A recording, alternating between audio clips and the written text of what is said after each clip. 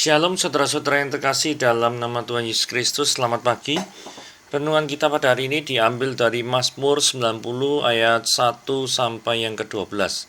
Judul renungan kita pada hari ini adalah momen ulang tahun. Oke, mari kita baca ya. Dewasa ini rasanya hampir semua orang memperingati hari kelahiran mereka. Sebagian merayakannya dengan sederhana, mungkin hanya berdoa dan makan bersama keluarga. Yang lain merayakannya dengan keluarga besar, teman-teman, dan sahabat. Tetapi sebenarnya apa makna dari semua peringatan tersebut? Dalam Alkitab hanya ada dua tokoh yang dicatat merayakan ulang tahun, yakni Firaun, Raja Mesir, di Kejadian 40 ayat 20, serta Raja Herodes, Markus 6 ayat 21. Firaun merayakannya dengan membuat perjamuan untuk semua pegawainya, namun sekaligus menghukum mati kepala juru roti atas kesalahannya.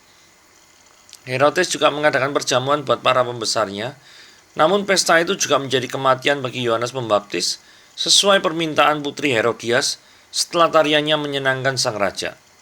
Kedua kisah ini bahkan membuat sekelompok orang Kristen menolak merayakan ulang tahun. Lalu bagaimana sikap kita? Oke. Dalam Mazmur ini Musa mengajak kita untuk menyadari bahwa hanya Allah yang kekal. Sebaliknya manusia adalah makhluk yang usianya sangat pendek, hanya sesingkat satu giliran jaga malam. Seperti sekejap mimpi, seperti rumput yang mudah layu. Karenanya kita diajak memohon agar Tuhan mengajari kita menghitung hari-hari kita, agar kita dapat mempergunakan hidup yang singkat ini dengan bijaksana, memakainya dengan efektif, yakni mengerjakan kehendak Allah. Serta momen ulang tahun adalah salah satu kesempatan bagi kita untuk merenungkan hal ini. Apakah kita telah, sedang, dan akan menggunakan hidup kita untuk memuliakan nama Tuhan? Kiranya kita selalu meminta tuntunannya dalam menggunakan waktu yang masih kita miliki.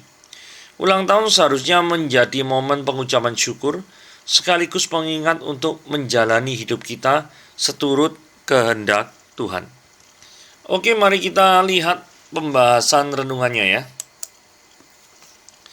Ajar kami Tuhan menghitung hari-hari kami sedemikian rupa, sehingga kami beroleh hati yang bijaksana.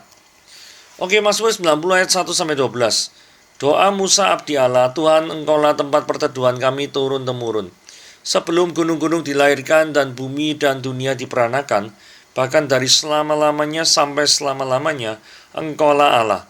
Engkau mengembalikan manusia kepada debu dan berkata, kembalilah hai anak-anak manusia, sebab di matamu 1000 tahun sama seperti hari kemarin, apabila berlalu atau seperti suatu giliran jaga di waktu malam. Engkau menghanyutkan manusia, mereka seperti mimpi, seperti rumput yang bertumbuh. Di waktu pagi berkembang dan bertumbuh, di waktu petang lisut dan layu. Sungguh kami habis lenyap karena murkamu, dan karena kehangatan amarahmu kami terkejut.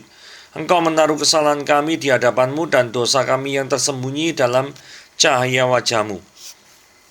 Sungguh segala hari kami berlalu karena gemasmu, kami menghabiskan tahun-tahun kami seperti keluh. Masa hidup kami 70 tahun, dan jika kami kuat 80 tahun.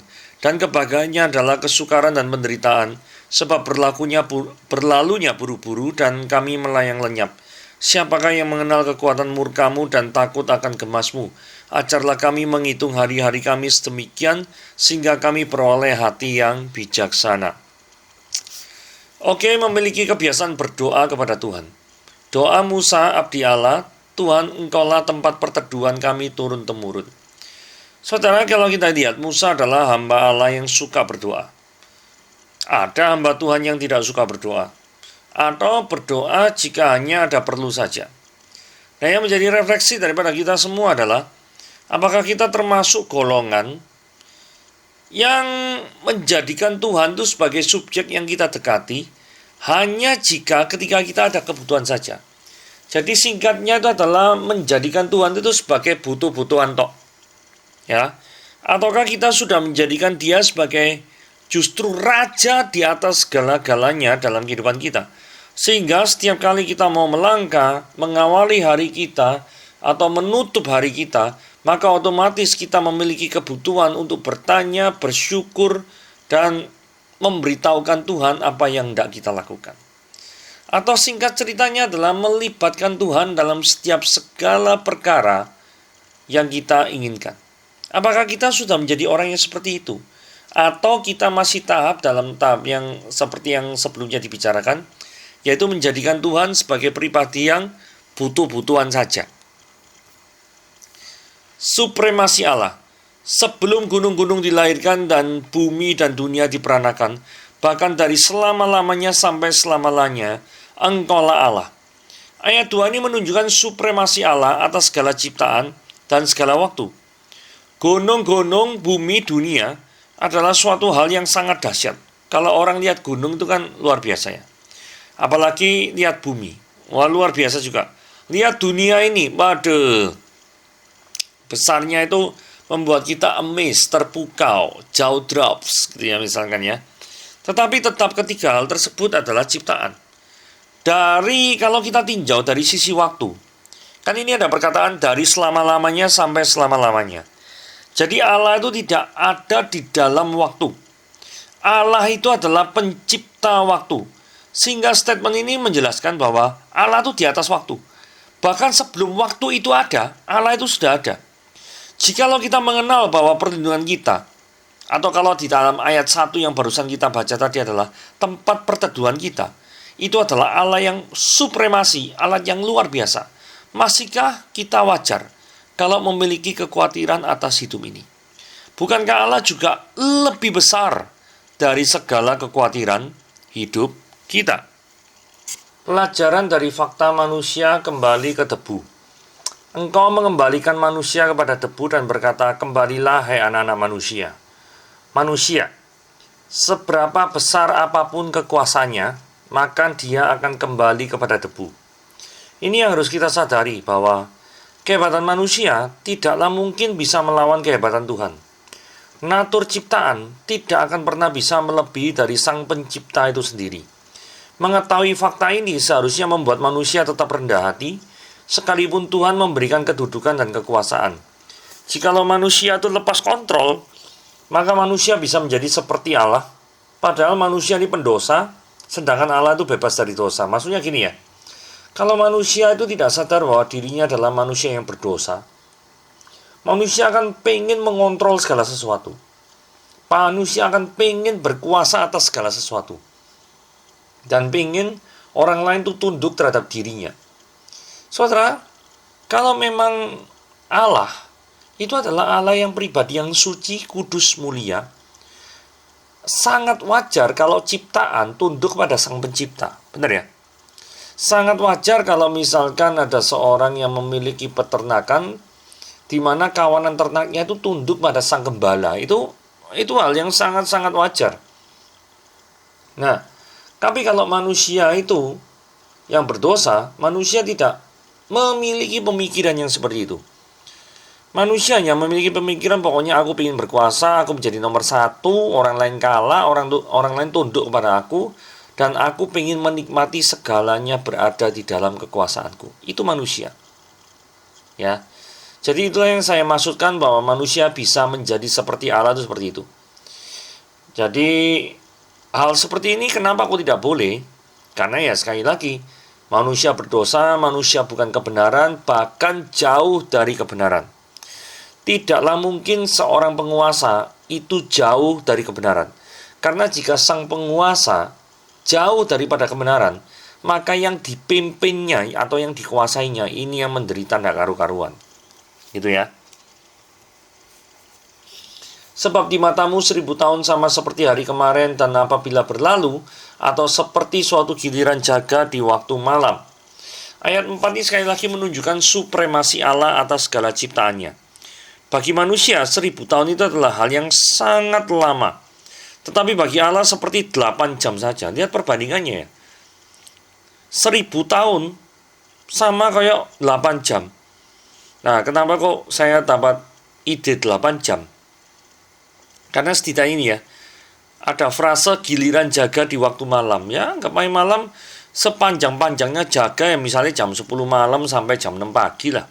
Jadi giliran jaga di waktu malam, anggap aja 8 jam.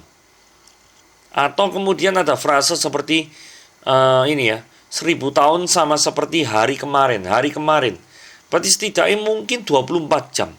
Tetap saja 24 jam dibandingkan dengan 1000 tahun, yaitu suatu gap yang sangat tidak terseberangi antara Allah dan manusia. Ini juga berarti bahwa menunjukkan Allah yang kita percayai itu sungguh Allah yang tak terselami. Bagaimana mungkin 1000 tahun sama dengan 8 jam? Memahami 1000 tahun itu pengen memahami yang 8 jam dalam mengerjakan segala sesuatunya. Gak mungkin. Ya, ini menunjukkan bahwa ada sisi-sisi daripada Allah yang kita kenal itu memang yang tidak terpahami. Karena kita adalah manusia yang terbatas, sedangkan Allah yang coba kita pahami itu adalah pribadi yang tidak terbatas. Pribadi yang terbatas itu tidak mungkin untuk mengenal pribadi yang tidak terbatas. Itulah sebabnya memang ada gap antara ciptaan dan pencipta, di mana gap ini tidak bisa diselesaikan dengan konklusif atau secara menyeluruh. Karena memang ada hal-hal tertentu atau ada area-area tertentu yang memang manusia tidak bisa mengerti atau terbatas tentang rencana Allah. Nah, kemudian kita bahas ya, mengapa kok manusia itu pantas menerima murka Allah? Manusia yang berdosa tidaklah mungkin bisa menahan murka Allah. Karena ayat 567 ini berbicara tentang kehangatan amarah, yaitu murka Allah. Seringkali manusia itu tidak memikirkannya, kedahsyatannya murka Allah itu seperti apa. Kenapa kok manusia itu tidak pernah memikirkan? Karena manusia tidak terlalu peduli dengan keberdosaannya. Dengan kehidupannya yang sekarang berdosa, manusia berpikir fine-fine saja hidup seperti ini, oke saja hidup seperti ini. Nah, kondisi manusia itu digambarkan lemah sekali di hadapan Allah. Dalam ayat yang kita baca tuh gambarnya seperti ini ya. Seperti rumput yang pada hari ini berkembang atau bertumbuh. Saudara, ini adalah di mata manusia. Ini menggambarkan rumput yang berkembang, rumput yang berbuah itu adalah sukses besar, terkenal, kaya, populer, ya toh, dan lain-lain. Tapi perhatikan, di waktu petang langsung lisut, langsung layu. Nah, kebanggaan atau kesuksesan yang diraih oleh manusia, menjadi terkenal, menjadi kaya, menjadi populer, itu semuanya ada waktunya, ada masanya. Nah, permasalahannya, masanya ini terbatas dan tidak untuk selama-lamanya. Jadi mungkin saja manusia merasa diri itu baik-baik saja, sehingga ketika amarah Allah itu dinyatakan, maka manusia itu terkejut, kaget. Loh, salahku apa? Salahku ini apa? Gitu. Itu jadi permasalahan karena manusia itu tidak sadar bahwa dirinya selama ini berstatus yang pantas untuk menerima murka Allah. Ada loh, manusia itu yang merasa dirinya itu baik dan benar, sehingga manusia tidak merasa butuh pertobatan, manusia tidak merasa butuh penebusan Kristus di kayu salib. Karena sudah merasa cukup baik, tidak perlu pengorbanan Kristus, dan dengan menjalani hidupnya yang sekarang, dia tetap dapat menolong orang lain juga. Permasalahannya adalah memiliki kesadaran bahwa manusia itu pantas untuk menerima murka Allah. Itu kadang tidak ada pada orang-orang yang barusan tadi saya sebutkan. Golongan orang-orang tersebut tidak memiliki sense of repentance. Jadi rasa atau tingkat urgenitas daripada pertobatan. Karena merasa baik-baik saja. Saudara, kita masih harus berdoa untuk orang-orang yang merasa diri baik-baik saja, padahal di hadapan Allah hidupnya itu penuh dengan amarah. Amarah Tuhan itu harus dicurahkan. Karena apa? Karena dia itu mengandalkan diri sendiri terus. Ya, yang pantas untuk menerima murka Allah. 8. Engkau menaruh kesalahan kami di hadapanmu, dan dosa kami yang tersembunyi di dalam cahaya wajah-Mu. Mungkin manusia tidak mengetahui keberdosaan kita, tidak tahu. Tapi di hadapan Tuhan sesungguhnya tidak ada yang tersembunyi. Nggak ada yang tersembunyi di hadapan Tuhan. Semuanya itu tampak jelas terang benderang. Karena seringkali manusia itu selalu berusaha menutupi dosanya dengan cara-cara lain. Bahkan terkadang cara-cara lain itu lebih berdosa daripada hal yang sebelumnya yang pernah dia lakukan. Contohnya kasus Daud ya. Daud dengan Batsheba. Semua orang tahu kasus ini. Daud melihat Batsheba mandi dan merasa tertarik dan mengajaknya atau mengundangnya ke dalam istananya, dan Daud bersetubuh dengan Batsheba. Kasus ini Daud itu kelihatan sekali gali lubang tutup lubang. Pertama dia ingin menutup lubangnya karena dia sudah menggali loh. Berzina dengan Batsheba itu sama dengan saja dengan menggali lubang. Bagaimana caranya Daud itu pengen tutup lubang? Dengan cara mengundang Uria, sang suami daripada Batsheba itu pulang, dengan catatan supaya mereka berhubungan intim. Dan ketika mereka berhubungan intim, maka orang-orang akan mengira bahwa anak yang dikandung daripada Batsheba itu adalah dari Uria. Nah dulu kan memang nggak ada tes DNA, jadi kan nggak bisa diverifikasi. Ya, kemudian ternyata gagal. Uria berpikir bahwa masakan teman-teman saya itu berperang, sedangkan saya bersenang-senang dengan istri saya. Ada rasa sungkan sendiri dari sisi Uria. Seharusnya ketika Daud memiliki prajurit yang seperti ini, yang setia, yang tidak mau enak-enakan di tengah negara sedang membutuhkan dia, harusnya Daud bangga, bukan? Tapi karena Daud itu terkuasai oleh dosa, maka yang terjadi adalah dia marah sekali. Dia menulis surat pada Yoab dan mengirimkan kembali Uria ke medan perang, dan menulis surat kepada Yoab ngomongnya, kirim ke garis yang paling depan. Saudara tahu ketika dia dikirim di garis paling depan, maka Uria mati. Nah ketika Uria mati, maka Batsheba sudah menjadi janda. Nah ketika Batsheba sudah menjadi janda, maka Daud bisa mempersunting daripada Batsheba. Sehingga itu adalah cara Daud untuk meresmikan dirinya menikah dengan Batsheba.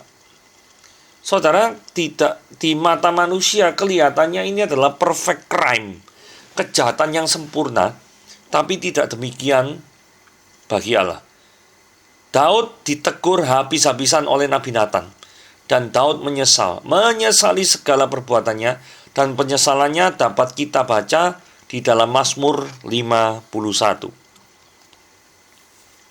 Oke, mari kita lihat ayat 9 dan 10. Sungguh segala hari kami berlaku karena gemas-Mu, kami menghabiskan bertahun-tahun kami seperti keluh. Jikalau perkenanan Tuhan itu ya, ibarat batu timbangan, maka apakah kita ketika ditimbang ya, memiliki berat di hadapan Tuhan? Saya ulangi ya, jikalau perkenanan Tuhan itu ibarat batu timbangan, maka apakah ketika kita ditimbang memiliki berat di hadapan Tuhan? Jangan-jangan justru hidup kita itu kosong, ringan, atau tidak berbobot sama sekali. Ini yang saya maksud, menghabiskan tahun-tahun kami seperti keluh. Terus kemudian ada frase, kami melayang lenyap. Kalau melayang lenyap artinya kan tidak punya bobot, ya. Tidak punya bobot, tidak memiliki berat, sehingga kalau diadu dengan batu timbangan Tuhan, maka yang terjadi adalah tidak mampu mengimbangi. Pasti lebih enteng, ya. Nah, jadi frase kami melayang lenyap itu menggambarkan kehidupan yang tidak memiliki bobot dan yang tidak memiliki arti. Terlalu banyak waktu yang kita gunakan untuk hal-hal yang tidak berguna. Saudara, lihat ayat 10. Masa hidup kami adalah 70 tahun dan jika kami kuat 80 tahun. Dan kebanggaannya saudara-saudara sekalian, hidup selama itu adalah kesukaran dan penderitaan. Saudara, terlalu banyak waktu yang kita gunakan untuk hal-hal yang tidak berguna, itu akan menyebabkan kita jauh daripada Tuhan. Jangan sampai kita mengisi waktu yang sudah Tuhan berikan dengan hal yang sangat sia-sia. Oke, hari-hari yang dipenuhi oleh hati yang bijaksana. Siapakah yang mengenal kekuatan murkamu dan takut kepada gemasmu? Ajarilah kami untuk menghitung hari-hari kami sedemikian sehingga kami beroleh hati yang bijaksana. Jangan pernah memancing kemarahan Allah di ayat 11 ya. Karena kemarahan Allah itu sangat-sangat menakutkan. Jangan pernah engkau memancing Allah itu murka terhadap hidupmu. Karena jikalau hal yang demikian terjadi, maka engkau akan menderita segala penyakit atau segala penderitaan hidup yang tidak pernah engkau bayangkan sebelumnya. Saudara, ayat terakhir, ayat 12 ini merupakan ayat yang sangat penting. Bahkan saya jadikan judul daripada renungan kita pada hari ini, yaitu Ajar kami Tuhan untuk menghitung hari-hari kami. Ini sangat penting. Kenapa kau perlu 12 ayat 12 ini penting ya? Karena gini ya, memperhatikan dengan seksama apa yang sudah dan sedang kita lakukan, serta apa yang menjadi planning kita ke depan. Karena kan menghitung hari-hari kami. Jadi merencanakan sesuatu ke depan itu seperti apa? Pertimbangannya apa? Ya. Nah, saudara, kita juga mengevaluasi diri kita sendiri. Apakah yang sudah kita lakukan selama ini itu benar? Sudah menyenangkan hati Tuhan? Atau selama ini kita itu kerjanya hahaha, tidak peduli Tuhan senang atau tidak, yang penting hati kita senang. Nah, ini kan dua hal berbeda. Nah, kita tuh harus memiliki kerendahan hati di hadapan Tuhan. Ini dari frasa ajarlah kami. Berarti kan orang perlu belajar, berarti kan ada mentor itu ya. Berarti mentornya ini adalah Tuhan sendiri. Karena ajar kami Tuhan untuk menghitung hari-hari. Saudara, jikalau kita mau belajar mengarungi kehidupan ini, kira-kira saudara mau belajar kepada siapa? Apakah saudara mau belajar kepada Tuhan? Atau belajar kepada yang lain? Mana yang saudara pilih? Ya, jadi kita harus memiliki kerendahan hati di hadapan Tuhan. Ya, memiliki keseriusan untuk mengisi hari dengan kemuliaan nama Tuhan. Bukan mengisi hari dengan kemuliaan nama kita sendiri. Kiranya dengan renungan kita pada hari ini mendorong kita semua untuk menyenangkan Tuhan, mengurus daripada segala sesuatu yang belum terselesaikan, proyek-proyek iman misalkan yang perlu diselesaikan di hadapan Tuhan, karena kita bolak-balik kadang janji iman, tetapi kita tidak pernah atau jarang untuk menepati apa yang sudah kita pernah janjikan di hadapan Tuhan. Oke, renungan kita sampai di sini. Tuhan Yesus memberkati.